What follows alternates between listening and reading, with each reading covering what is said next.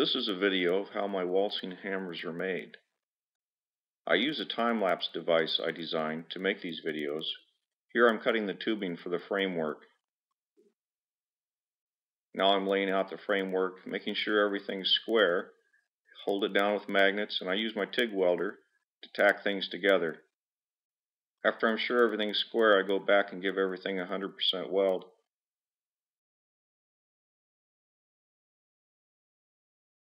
Once the welding is completed, I get my grinders out, smooth everything down, and I round out the corners.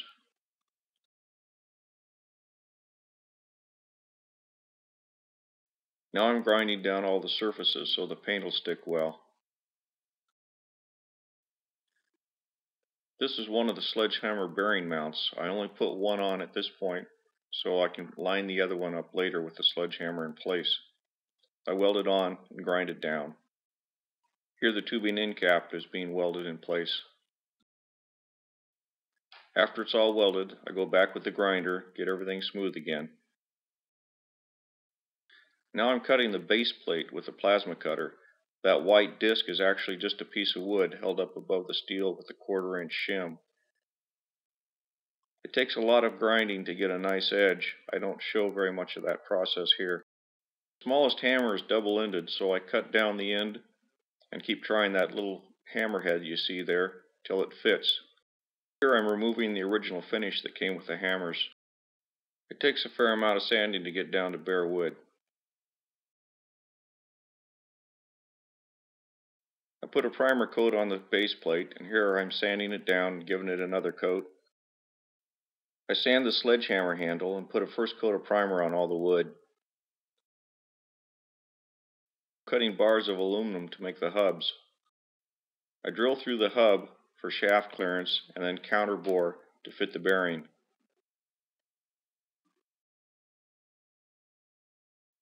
Here I'm sanding down the first primer coat.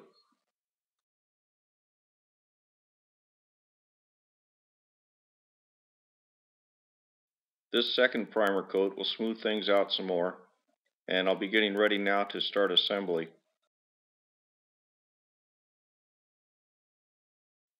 I drill the hammer handles for the shafts and the hubs.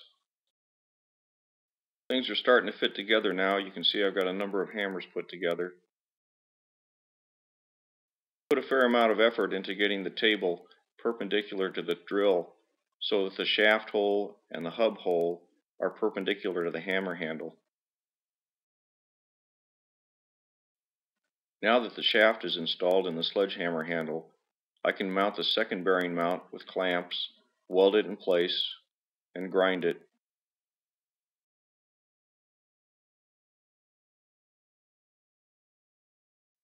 Now I put it all together and test it. It works, so now I take it apart for the final painting. I've put another coat of primer on it, and I'm sanding that smooth.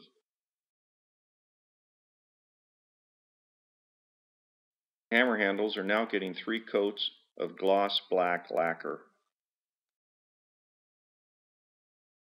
I do some wet sanding between coats. Masking on the handles, I can now paint the hammerheads white. This color scheme was requested by the person who ordered these hammers, and I think it's going to look good.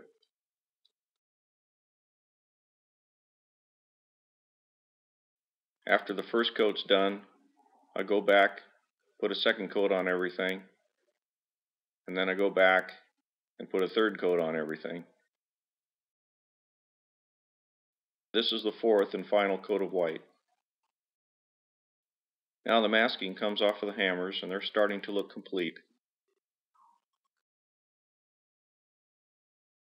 The painting finished, it's time to put things together. I bolt the base plate onto the frame and then put the sledgehammer on. After it's in place, I put on each of the hammers with their bearings and set collars.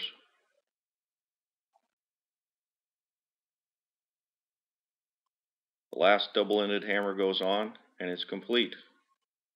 I give it a test push. I take it outside, give it another push, and it's working good. I'll leave the video running for a little while so you can watch it. If you'd like to see more of my artwork, please go to my website, www.kinkinetic.com. Thanks for watching.